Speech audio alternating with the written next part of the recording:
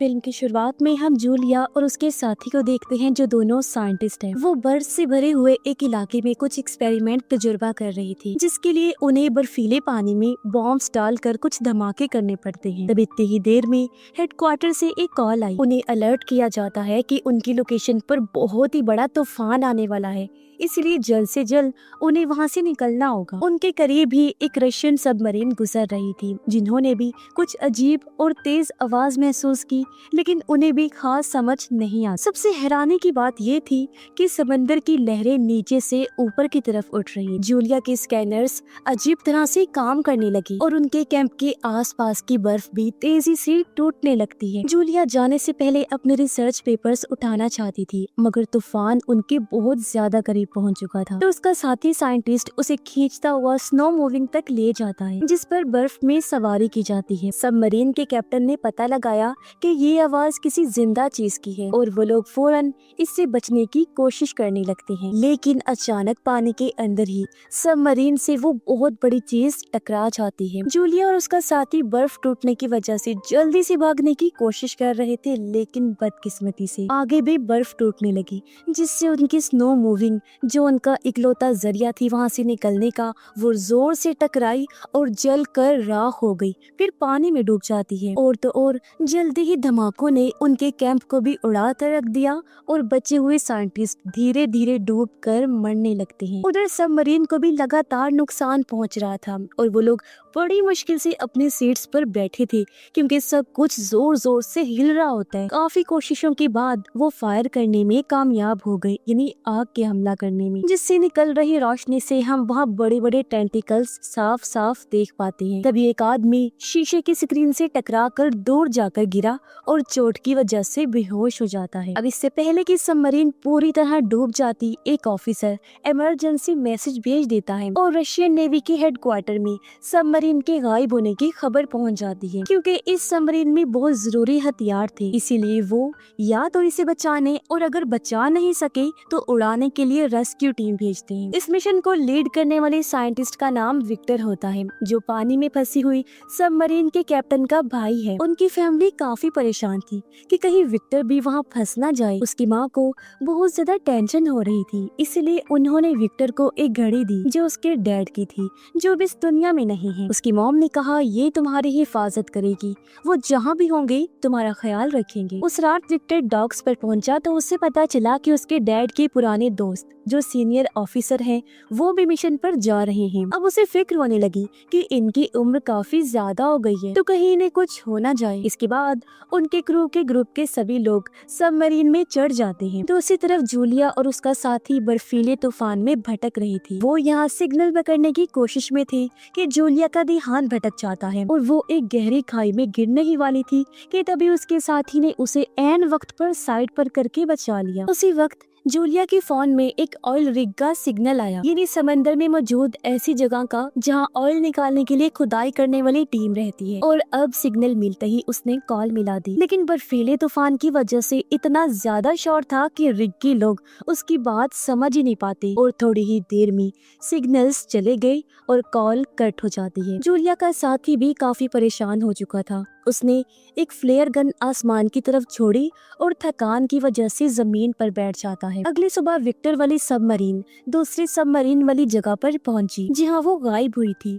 बहुत तैयारी के बाद वो लोग पानी में उतरते हैं। यहाँ क्रू नोटिस करता है कि सीनियर ऑफिसर विक्टर को एक प्राइवेट रूम में ले गए हैं, जहाँ कुछ सीनियर ऑफिसर्स पहले से ही मौजूद थे और उन्हें एक रिपोर्ट पढ़ने के लिए दी जाती है, जिसे पढ़कर सब लोग बहुत ज्यादा परेशान हो जाते हैं। जल्द ही पुरानी सबमरीन की गायब होने की अफवाहें हर तरफ फैलने लगती हैं। वहीं दूसरी तरफ जूलिया और उसके साथी को एक बुई बर्फ में फंसी हुई मिली। बुई दरअसल एक ऐसी डिवाइस है जो पानी में तैरते हुए आसपास के जहाजों को सिग्नल भेजती है। तब उनके अंदर एक उम्मीद जाग गई कि कोई तो उन्हें ढूंढने जरूर आएगा। इसके बाद वो इधर उधर भटकना बंद करके वहीं रुक जाते हैं। जब सबमरीन को बुई का सिग्नल मिला तो दोनों फौरन उसी तरफ बढ़ने लगते हैं और सबमरीन अचानक बहुत सारी वेल्स सबमरीन के चारों तरफ घूमने लगती हैं, मगर क्रू मेंबर्स भी बिना उन्हें चोट पहुंचाए नीचे जाने की कोशिश करने लगे। एक वेल गलती से स्क्रू हेड से टकरा गई, जो देख सीनियर ऑफिसर ने क्रू को सोनार चलाने के लिए कहा, लेकिन विक्टर इसके लिए राजी नहीं होता। सोनार दरअसल चीजों को तलाश करने, एक दूसरे के साथ राब्ता बनाने और आवाज की लहरें बनाने के लिए इस्तेमाल किया जाता है। लेकिन जब सोनार को एक्टिवेट किया गया, वो वेल्स थोड़ी दूर चली गई, मगर पलक झपकते ही फिर से वापस आ जाती हैं। क्रू को कुछ भी समझ नहीं आ रहा था कि आखिर ये क्या हो रहा है, पर तभी अचानक से सभी वेल्स वहाँ से चली जाती हैं और पता नहीं क्यों अचानक ही समंदर का निचला हिस्सा ऊपर उठने लगता है। तभी अंधेरे में एक बड़ा सा टेंटिकल फिर से हिलने लगता है, जो सिर्फ अपने एक ही वार से सभी वेल मछलियों को मार डालता है। सबमरीन के क्रू को तो ये आवाज सुनाई नहीं दे रही थी, पर तभी उनका रडार सिग्नल देने लगा कि एक बहुत बड़ा क्रिएचर उनके सबमरीन से टकराने वाला है। सीनियर ऑफिसर को लगा कि शायद किसी दुश्मन का जहाज आ रहा है, इसलिए उसने क्रू मेंबर्स को फायर करने का ऑर्डर दिया। लेकिन विक्टर को ये ऑर्डर सही नहीं लगता, इसीलिए वो क्रू को जल्दी से छुप जाने को कहता है। सबमरीन बर्फ की एक दीवार जिसमें दरारें थी उसके अंदर चली जाती है। जब भी सबमरीन बर्फ से टकराती तो हिलने लगती और रडार की आवाज भी और तेज होती जा रही थी, जिससे हेडफोन्स लगाए हुए लोगों के कान दर्द करने लगते हैं। जैसे ही वो अजीब दुश्मन उनका पीछा करता है, क्रू को सबमरीन रोकनी पड़ी, क्योंकि एक दीवार ने उनका रास्ता रोक लिया होता है। लेकिन खुशी की बात ये थी कि उनका पीछा करने वाला वो अनजान दुश्मन तब तक जा चुका था। जब क्रू सबमरीन के डैमेज का अंदाजा लगा रही थी, तो सीनियर ऑफिसर विक्टर को डांटता है कि उसने बिना सोचे समझे रिस्क लिया। अब उनके पास कोई ऑप्शन नहीं बचता, इसीलिए उन्हें सबमरीन को ठीक करने के लिए पानी के ऊपर आना होगा। वही जूलिया और उसका साथी एक दूसरे के साथ लगकर पत्थरों के नीचे लेटे हुए थे ताकि उन्हें सर्दी कम लगे। अचानक बर्फ टूटने की आवाज सुनाई दी और सबमरीन पानी से बाहर निकल आती है। सबमरीन में से लोग फौरन इन दोनों को देखकर इनके पास आ गए। क्रू मेंबर्स उनसे मिलकर अच्छे से उनकी बात सुनते हैं। उन्हें पूरा यकीन नहीं था कि ये उसी सबमरीन के हैं भी या नहीं। विक्टर ने जूलिया के साथी को चेक किया और फिर सीनियर ऑफिसर से बात करने लगता है। इस पर सीनियर ऑफिसर ने कहा कि इन दोनों को थोड़ा खाना देकर यहीं छोड़ दो, क्योंकि हो सकता है ये दूसरे मुल्क के कोई जासूस हों। लेकिन विक्टर ने उन पर तरस खाया और दोनों को सबमरीन में बिठा लिया जाता है। मुरम्मत का काम पूरा होते ही सबमरीन फिर से पानी में चली गई और उन्होंने बुई के पास सर्च करना शुरू कर दिया। मेडिकल चेकअप के बाद जूलिया और उसके साथी को खाना दिया जाता है। फिर विक्टर ने उन्हें नक्शा दिखाकर उनके कैंप की लोकेशन पूछी और साथ ही ये भी पूछा कि क्या उन्होंने कुछ अजीब देखा था। जूलिया बताती है कि हमने बड़े बड़े धमाके देखे थे। ये सुन विक्टर को लगता है कि शायद वो धमाके ही उसके भाई की सबमरीन डूबने की वजह हो सकते हैं। सारा क्रू आगे का प्लान करने लगा कि अब उन्हें क्या करना चाहिए। तब सीनियर ऑफिसर कहता है कि हमें वापस चलना चाहिए, क्योंकि थोड़ी देर पहले रडार में जो भी चीज थी वो खतरा वापस आ सकता है, यानी कि वो दुश्मन। अगर हम फिर से अटैक हुआ तो इमरजेंसी सिग्नल भेजना तक मुश्किल हो जाएगा। लेकिन विक्टर अपने भाई को ढूंढने के लिए बेचैन था और ऑर्डर देता है कि सबमरीन जूलिया के कैंप की तरफ ले चलो। तब सीनियर ऑफिसर विक्टर को दूर ले जाकर खतरे के बारे में अलर्ट करता है और कहने लगा कि ये दूसरी बार है जब तुमने गलत फैसला लिया है। अगर एक और बार ऐसा हुआ तो सब कुछ खत्म हो जाएगा। विक्टर अपने एक साथी को समझाता है कि हमें जल्दी करनी होगी, क्योंकि अगर दूसरी सबमरीन में कोई जिंदा हुआ तो उसके पास ऑक्सीजन कम ही बची होगी और हमें जल्दी उनके पास पहुंचना चाहिए। तभी जूलिया को एक अजीब सी आवाज सुनाई दी, जिससे वो घबरा जाती है। लेकिन फिर उसके साथी ने ये कहकर शांत किया कि ये सोनार की आवाज है जो दूसरी सबमरीन को ढूंढ रही है। खोज कुछ देर तक चलती रही, लेकिन फिर रडार दिखाता है कि वो अजीब दुश्मन फिर से उनका पीछा कर रहा है। विक्टर क्रू से कहता है कि पहले की तरह छुपने की जगह ढूंढो, लेकिन इस बार उनके आसपास कोई इस तरह की जगह नहीं थी। लेकिन तभी पास में एक ऑयल रिग मौजूद होता है, तो विक्टर ने सोचा कि वहाँ पर छुपने की जगह मिल सकती है। जब सबमरीन पानी की सतह पर आने के लिए तैयार हो रही थी, तब ऑयल रिग के सभी वर्कर्स समंदर से उठ रहे बड़े बड़े टेंटिकल्स को देखते हैं, जिन्हें देख उनके होश उड़ गई। खतरे को भांपते हुए उन्होंने फौरन अलार्म बजा दिया और अब देखते ही देखते टेंटिकल्स रिग पर अटैक करना शुरू कर देते हैं, जिससे सारी बिल्डिंग गिरने लगती है। कई जगह तो बड़े बड़े धमाके भी होने लगे। बहुत से वर्कर्स ने घबरा कर भागने की कोशिश, लेकिन उनके पास कहीं जाने की जगह ही नहीं, क्योंकि पूरा का पूरा स्ट्रक्चर ही टूट रहा था। जैसे ही सबमरीन का रास्ता रिग से टूटता है तो विक्टर पेरिस्कोप की मदद से ये देखने की कोशिश करने लगा कि आखिर चल क्या रहा है। जब उसने बड़े बड़े टेंटिकल्स को रिग को तबाह करते हुए देखा तो वो भी बहुत डर जाता है। उसने ये पूरा नजारा स्क्रीन पर भेजा ताकि पूरा क्रू ये देख सके कि वो किससे लड़ रहे हैं, उनका दुश्मन कितना बड़ा है। अब जब रिग पूरी तरह से खत्म हो गई तो वो अजीब मॉन्स्टर फिर से सबमरीन का पीछा करने लगता है, जिसके बाद उन्हें सबमरीन को फौरन मोड़ना पड़ता है। सीनियर ऑफिसर सोचने लगा कि विक्टर ने ये तीसरी बार गलती की है जब उसने वो बड़ा सा मॉन्स्टर सारे क्रू को दिखाया। इसीलिए सीनियर ऑफिसर सीधा कह देता है कि अब टीम को मैं लीड करूंगा। उसने जल्दी से कहा कि 2 बॉम्ब्स छोड़ दो। ऐसा ही किया गया, जो दोनों बॉम्ब्स सीधे टारगेट पर जा लगे। इस पर सीनियर ऑफिसर को लगा कि दुश्मन मर चुका है और वो कहता है कि देखो ऐसे होता है काम। लेकिन तभी उसके चेहरे के रंग उड़ गए जब एक ऑफिसर कहता है कि दुश्मन अभी भी जिंदा है, जो अब और गुस्से में आगे बढ़ रहा है। अब एक और बॉम्ब छोड़ा गया जिससे एक बार फिर धमाका हुआ, जो हालांकि टारगेट को फिर से लगता है, लेकिन ये भी उस बड़े सी मॉन्स्टर को मारने के लिए काफी नहीं था। मॉन्स्टर सबमरीन का पीछा करता रहता है और सीनियर ऑफिसर डर की वजह से कुछ नहीं कर पाता। तब विक्टर ने फिर से टीम को लीड करना शुरू कर दिया और कहा कि जितना हो सके सबमरीन को तेज भगाओ। वो लोग उस मॉन्स्टर के ज्यादातर अटैक से बच गए, लेकिन एक टेंटिकल सबमरीन को जोर से टकरा गया, जिससे सबमरीन को काफी नुकसान पहुंचा। जैसे वहाँ पर काम कर रहे लोगों को भी बहुत चोटें आईं। विक्टर का भी सर टकरा गया और उसे चक्कर आने लगते हैं। कुछ कंप्यूटर्स में शॉर्ट सर्किट हो गई और एक कंप्यूटर तो सीधा एक आदमी के ऊपर जा गिरता है, जिससे उसकी हालत खराब हो गई। सबमरीन डूबने लगती है और वो मॉन्स्टर इस मौके का फायदा उठाकर एक और जोर का हमला करता है। अचानक से मिसाइल वाले हिस्से में धमाका हो गया। वहाँ पर बुरी तरह आग लग जाती है, जिसके बाद क्रू ने वहाँ पर वेंटिलेशन बंद करके एरिया को पूरी तरह सील कर दिया। 7 लोगों ने वहीं रुककर आग बुझाने वाले सिलेंडर की मदद से आग को बुझाने की कोशिश, लेकिन टेंटिकल की एक और जबरदस्त वार से सबमरीन तेजी से नीचे गिरने लगती है। रडार दिखाता है कि उस जानवर ने उन्हें चारों तरफ से घेर लिया है। जब क्रू ने ध्यान से देखा तो पता चला कि वो मॉन्स्टर एक क्रैकन है, यानी ऑक्टोपस का एक बहुत ही बड़ा रूप। क्रैकन के बारे में पुराने जमाने में बहुत सी कहानियाँ लिखी गई हैं। अब क्योंकि उनके पास एक आखिरी मिसाइल बचा था तो उसे बहुत सोच समझ कर इस्तेमाल करना होगा। वो लोग आपस में डिस्कशन करने लगे कि आगे क्या करना चाहिए। तो विक्टर ने कहा कि सबमरीन को साइलेंट मोड पर ले जाओ, क्योंकि आमतौर पर समुद्री जानवर आवाजों से शिकार करते हैं। इस वजह से मिसाइल वाले रूम में वर्कर्स को आग बुझाने वाले काम को रोकने का हुक्म दिया जाता है, जिससे वहाँ पर कार्बन डाइऑक्साइड और कार्बन मोनोऑक्साइड का लेवल बढ़ने लगता है। क्रैकन की आवाज एक ऑफिसर के कानों में बुरी तरह चुभ रही थी और मिसाइल वाले कमरे में मौजूद लोग सोचने लगते हैं कि क्या हम ऐसे ही मर जाएंगे। लेकिन खुशकिस्मती से विक्टर का प्लान काम कर गया और वो क्रैकन वहाँ से दूर चला गया और वो लोग दोबारा से अपने काम पर लग जाते हैं।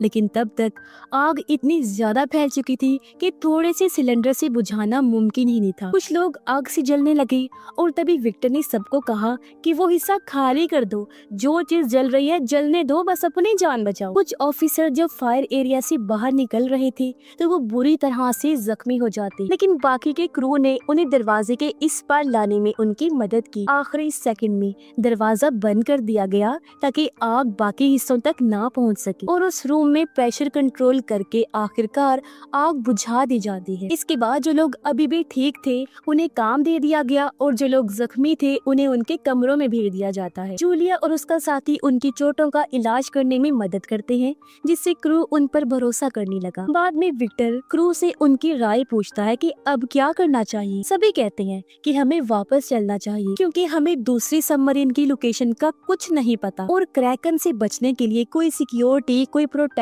भी हमारे पास नहीं है। सीनियर ऑफिसर विक्टर को याद दिलाता है कि तुम्हारे डैड एक हीरो थे जो कि सबमरीन के हादसे में लोगों को बचाते हुए मरे, तो तुम्हें यहाँ समझदारी का मुजाहिरा करना चाहिए। तो काफी सोचने के बाद विक्टर भी मान गया कि वापस चलना ही उनके लिए बेहतर होगा। जब सबमरीन वापस लौट रही थी तो विक्टर अपने डैड का लिखा हुआ आखिरी लेटर पढ़ने लगता है। तभी जूलिया उसके कमरे में आई और नक्शा दिखाकर वो सभी लोकेशंस दिखाती है जहाँ पर उन्होंने क्रैकन को देखा और अपने कैंप कैंप की लोकेशन भी बता दी है। फिर उसने कहा कि पुरानी कहानियों के हिसाब से इस मॉन्स्टर ने पहले भी कई जहाजों पर हमला किया है, लेकिन फिर अचानक ही वो गायब हो गया। इसीलिए साइंटिस्ट मानते थे कि क्रैकन किसी गहरी नींद में चला गया है। अब हमने जिन धमाकों का इस्तेमाल किया था, शायद वो क्रैकन के छुपे हुए घर पर लग गई। इसी वजह से शायद वो जाग गया। अगर सबको जिंदा रहना है तो उन्हें सोनार बंद करना होगा, वरना वो हमारे पीछे दोबारा आ जाएगा। अब क्योंकि जूलिया क्रैकन के बारे में इतने अच्छे से जानती थी, तो विक्टर उससे पूछता है, क्या तुम्हें कोई आइडिया है मेरे भाई की सबमरीन कहाँ हो सकती है? इस पर जूलिया कहती है कि ऑक्टोपस क्रैकन अपने शिकार को खींचकर अपने घर में ले जाते हैं और वो जगह उनके कैंप के आसपास ही मौजूद है। तभी एक ऑफिसर अंदर आ गया और उनकी बातचीत बीच में ही रुक जाती है।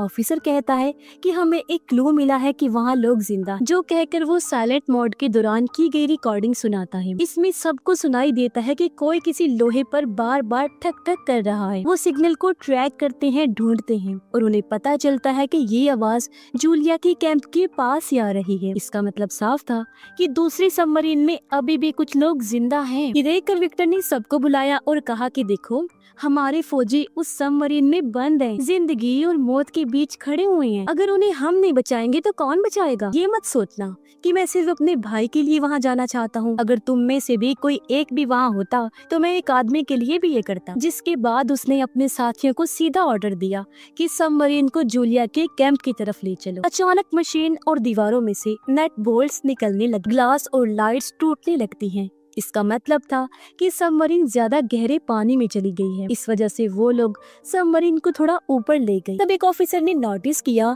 कि हम तो कुछ अलग ही जगह पर आ चुके हैं। विक्टर ने कहा कि हमें एक मिनी छोटी सबमरीन भेजनी चाहिए इस जगह को अच्छे से देखने के लिए। अब क्योंकि मिनी सबमरीन का पायलट पहले अटैक में जख्मी हो गया था, इसलिए विक्टर कहता है कि मैं खुद जाऊंगा और तब तक सीनियर ऑफिसर टीम को लीड करेंगे। जिसके बाद मिनी सबमरीन विक्टर और 2 ऑफिसर्स के साथ निकल पड़ती। जैसे जैसे वो गहरे पानी में जा रहे थे, प्रेशर की वजह से सबमरीन की लोहे वाली चीजों से अजीब अजीब आवाजें सुनाई देने लगी। इतनी गहराई में वो पहली बार जा रहे थे। प्रेशर जल्दी सबमरीन के ऊपर असर डालने लगा, इसलिए अगर उन्हें जल्दी ही कुछ नहीं मिला तो उन्हें वापस जाना पड़ेगा। तभी उन्हें कहीं से आवाज सुनाई दी और जब वो उस जगह पर गई तो पता चला कि वहाँ हजारों डूबे हुए जहाज हैं। इसका मतलब है कि जूलिया की थ्योरी और कहानियां बिल्कुल सच, यानी क्रैकन पहले भी कई जहाजों पर हमला करके उनको अपना शिकार बना चुका है। अब आखिरकार उन्हें दूसरी सबमरीन मिल जाती है और वो उसके डैमेज को चेक करते हैं कि कहाँ नुकसान हुआ है। उन्होंने देखा कि उसका अगला हिस्सा अभी भी बिल्कुल ठीक है, जिसका मतलब है कि कुछ लोग वहाँ छुपे हो सकते हैं। उन्होंने इस मिनी सबमरीन को पुरानी सबमरीन से जोड़ने की कोशिश की, लेकिन जाहिर है इतने प्रेशर में ये कर पाना बहुत मुश्किल था। मगर आखिरकार काफी कोशिशों के बाद उन्होंने कनेक्शन बना ही लिया। विक्टर ने डाइविंग सूट पहना जो तैरते हुए पहनते हैं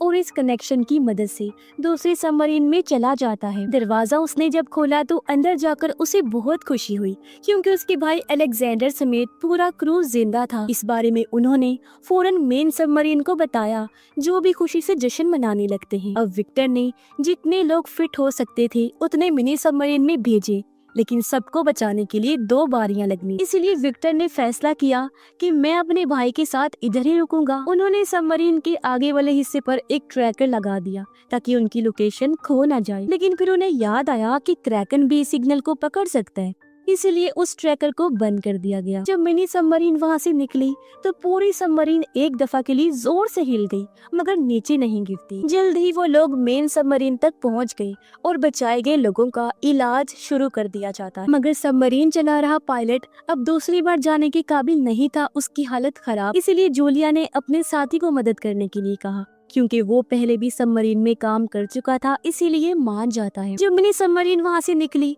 तब सीनियर ऑफिसर रेडार में देखता है कि क्रैकन फिर से हिलना शुरू हो गया है। दूसरी तरफ विक्टर और अलेक्जेंडर उन खतरनाक हथियारों को ढूंढने गए जो उनके सीनियर्स ने मांगे थे। वो तबाह हुए एरिया में जाके तिजोरी से कोड निकालते हैं, लेकिन जब उन्होंने कंप्यूटर में कोड डालने की कोशिश की तो सिस्टम ने काम ही नहीं किया। लेकिन विक्टर हार मानने वालों में से नहीं था और कई सारे बटन्स एक साथ दबाने के बाद आखिर कंप्यूटर ऑन हो जाता है। उन्होंने देखा कि ये हथियार अभी भी काम कर रहे हैं इन हथियारों में से निकलने वाले सिग्नल्स को मिनी सबमरीन ने पकड़ लिया और सिग्नल्स का पीछा करते हुए वहां पहुंच जाते हैं। लेकिन मेन सबमरीन में सब लोग डर चुके थे क्योंकि क्रैकन उनके बहुत करीब आ चुका था। क्रू ने जल्दी से सबमरीन को समंदर के निचले हिस्से में लैंड कर दिया और साइलेंट मोड में चले गए। क्रैकन एक बड़ा पत्थर सबमरीन पर फेंकता है जिससे वो हिस्सा डैमेज हो गया और पानी अंदर आना शुरू हो जाता है, जिससे सब लोग काफी घबरा जाते हैं। उधर जल्दी मिनी सबमरीन विक्टर की लोकेशन तक पहुंच जाती है,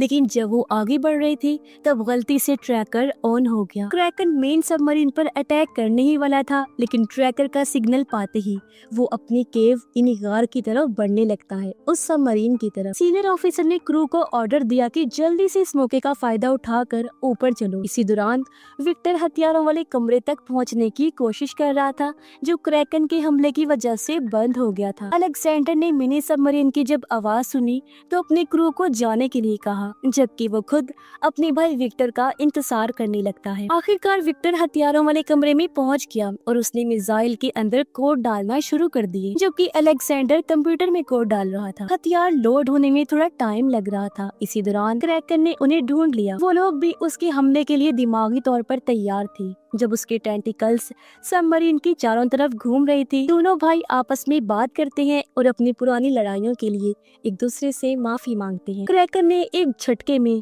सबमरीन का आधा हिस्सा तोड़ दिया, लेकिन वो हिस्सा तो पहले ही खाली था। क्रैकन दोबारा अटैक करने वाला था, तब दोनों भाइयों ने एक साथ बटन दबा दिए ताकि हथियार फायर हो सके। अब पानी सबमरीन में घुसने लगा था, इसलिए विक्टर जल्दी से पाइप के जरिए वापस अलेक्जेंडर के पास आ जाता है। अब वो हथियार जल्दी खुद ब खुद फटने वाले थे, तो दोनों भाई तेजी से निकलने की कोशिश करते हैं। सबमरीन अब डूब रही थी और जोरदार लहरों की वजह से कॉरिडोर में पानी आ रहा था, जिस वजह से दोनों भाई अलग हो गए। विक्टर अलेक्जेंडर को ढूंढता हुआ उसका हाथ पानी से बाहर निकलते हुए देख लेता है। तब उसने फौरन अपने भाई का हाथ पकड़कर उसे अपने पास खींच लिया और आखिर सही सलामत अलेक्जेंडर को विक्टर बचा लेता है। दोनों भाई सीढ़ियां चढ़कर मिनी सबमरीन में घुस गए और दरवाजा बंद कर लेते हैं ताकि पानी अंदर ना आ सके। अब धमाकों के लिए सिर्फ 2 मिनट बचे हैं, लेकिन मिनी सबमरीन लॉन्च नहीं हो पा रही थी। जब वो लोग मेन सबमरीन से जुड़ने की वजह से नीचे जा रहे थे तो विक्टर को इमरजेंसी लीवर नजर आया। उसे खींचते ही मिनी सबमरीन आखिर दूसरी सबमरीन से अलग हो जाती है और अब वो तेजी से वहाँ से निकलने लगते हैं। जैसे वहाँ ब्लास्ट होते हैं तो तेजी से लहरों की वजह से उनकी मिनी सबमरीन जोर से घूमने लगती है, जबकि ऊपर मेन सबमरीन में सब लोग बस उनकी सही सलामत ऊपर आने का इंतजार कर रही थी। कुछ देर बाद सबके हौसले टूटने लगे। उन्हें लगा कि शायद वो दोनों भाई मर चुके हैं और उनके चेहरे अफसोस से लटक गए। लेकिन तभी पानी में कुछ बबल्स आने लगे। वो मिनी सबमरीन ही थी जो आखिर सही सलामत ऊपर आ जाती है। सब लोग खुशी में जश्न मनाने लगते हैं कि हम सभी आखिरकार बच गए और दोनों भाइयों की बहादुरी और विक्टर ने जैसे क्रू को लीड किया उसकी तारीफ करती हैं। दोनों की माँ भी उनका इंतजार कर रही थी और जब उन्होंने देखा कि मेरे दोनों बेटे ही सही सलामत वापस लौट आए हैं तो उनकी जान में जान आई। माँ बेटे एक दूसरे से मिलकर बहुत खुश होते हैं और इसी के साथ ही ये कहानी भी इधर ही खत्म हो जाती है।